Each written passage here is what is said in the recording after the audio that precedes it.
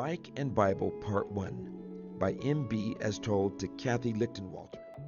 I wish you could meet Hussein, the security guard for the building where my wife and I live as missionaries in the Middle East. From the time we first met, we could see he observed his faith carefully and lived with sincerity. I liked him. Hussein visited our home many times and he invited us to his.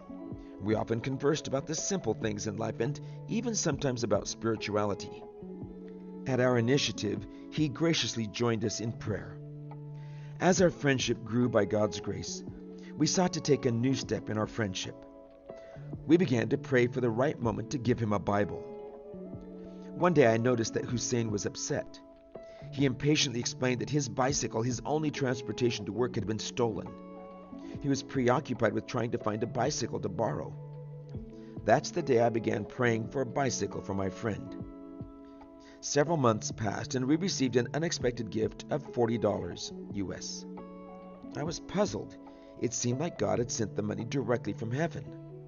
As I was praying a short time later, the distinct thought came to me, show Jesus to your friend. Buy a bicycle for Hussein.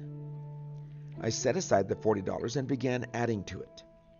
But the country's economy worsened by the day, and no matter how much money I saved, I did not seem to have enough to buy a bicycle.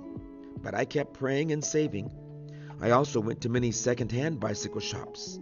I began imagining what it would be like to give Hussein a bicycle for his birthday. When Hussein's birthday came, my wife baked a cake. I planned a special menu, and we invited him for supper at 5:30 p.m. Certain that God could still answer with a miracle, I went out looking for the bicycle that we had prayed about for so long. At 5 p.m., I returned home unsuccessful and discouraged. My wife reminded me that God knew how much we wanted to help and had prayed. He's taking care of the situation, she said. The supper was a perfect surprise. Hussein was delighted. He told us how blessed he was to have us in his life. We enjoyed the meal together, presented him with the cake, and had a special prayer for him, thanking God for his life.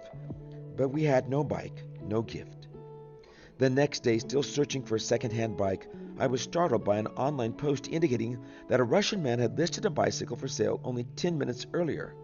I couldn't believe the price, the photo, and the condition of the bicycle. I grabbed my phone, contacted the owner, and even bravely asked for a discount. The deal was made. As I lifted the bicycle into my car, I knew God had answered our prayers. The bicycle had cost the exact amount that I had saved over many, many months.